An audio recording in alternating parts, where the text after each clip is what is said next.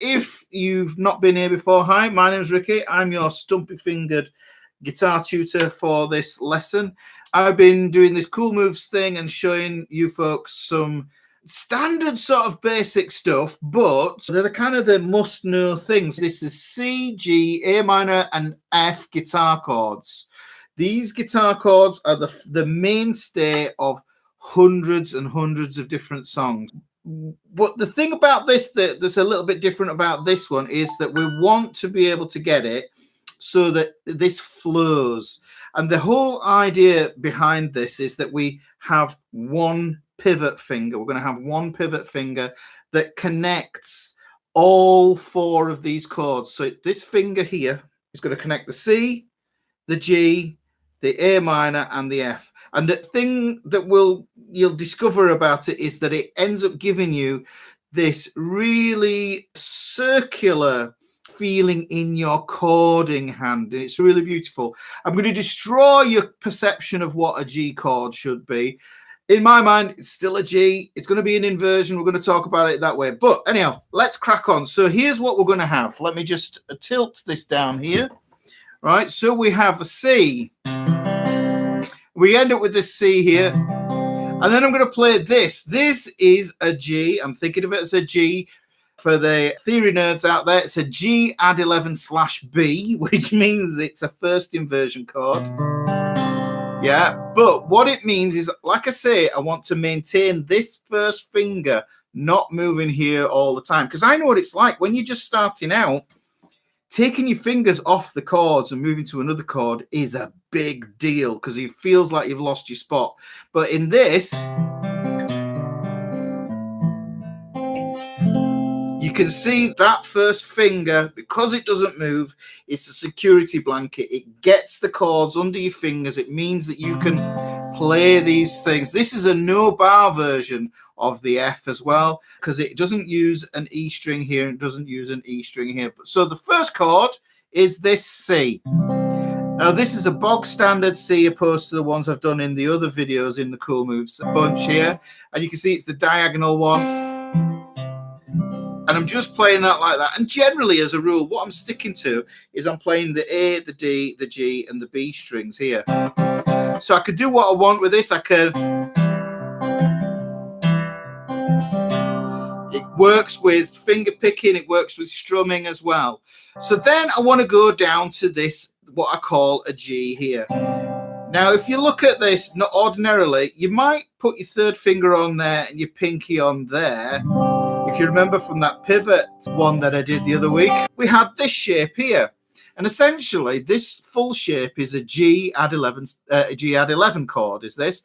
And if I take this off, you can see I get my bog standard three-fingered G there. Hopefully that makes sense. You can see that there. But by keeping that finger on there, we get this add 11 because we've already got the third there. This is why it's not a sus, because the third is present. If I take that there, and then I get rid of this root note here, and I get rid of this root note here, I end up with this shape here. And you can see there, and it moves beautifully. So you could think of that as being a C, and that's a G. But it's got this extra colour here. So that would be a G/B there. Yeah? So just between those two there. You can see that. That's pretty in itself.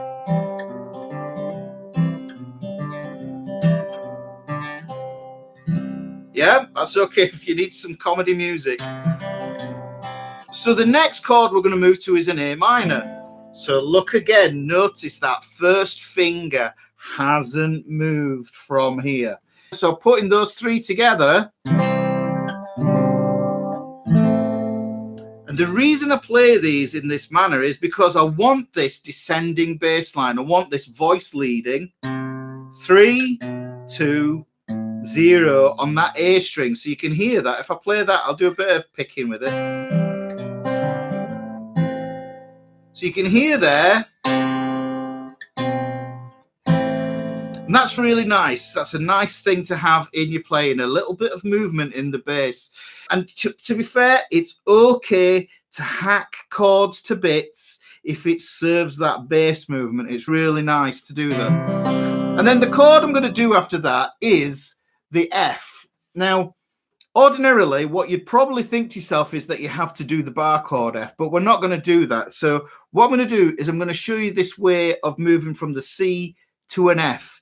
This is a super common chord change in the key of C. So if I've got that C there and I put my pinky on the 3rd fret of the D string, that gives me a C sus4 there. And then all I need to do, is to move down my 2nd finger down to the G string 2nd fret. And that gives me an F. I'm not playing this E string and I'm not playing this E string. I'm playing the inside 4 strings there. Now, like I say, the people like to say the proper names and everything. So this is an F. This is the root note here. And this is the 5th of the chord, which makes it really, it makes it a 2nd inversion. But the reason we want this F is because it makes getting back to the beginning of the progression so much easier. And all I have to do is reverse the process, 2nd finger up and take my pinky off and I'm back to my C. So guys, I'd really heartily recommend doing this as what I call a 2-chord loop. No picking, no strumming, just grab the neck and focus on your hands going from C, pinky on, 2nd finger down, reverse it, 2nd finger up, pinky off. Pinky on, 2nd finger down, 2nd finger up, pinky off. Just switching between those two so you can get that change really pretty. Another reason why I really like this grip for the F here, and it is an F, is because I could take that 2nd finger off and put a little bit of suspended 2nd magic in there.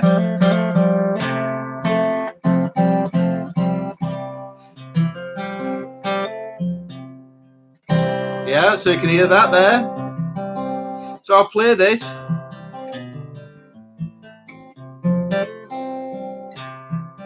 And I'm back to the beginning again. So it's one of those beautiful cyclical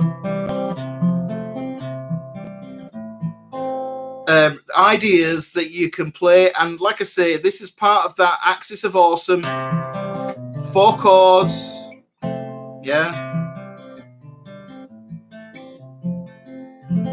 If you're new to this channel and you feel you got some value, and if you haven't already subscribed, consider subscribing. I would super appreciate it. Also, bang a like in this. It'll push me up the algorithm. And like I say, drop a comment, guys, because I do like to answer the comments and I do like to engage with you guys. It makes this world just a little bit more wonderful. Look after each other, and I'll see you in the next video.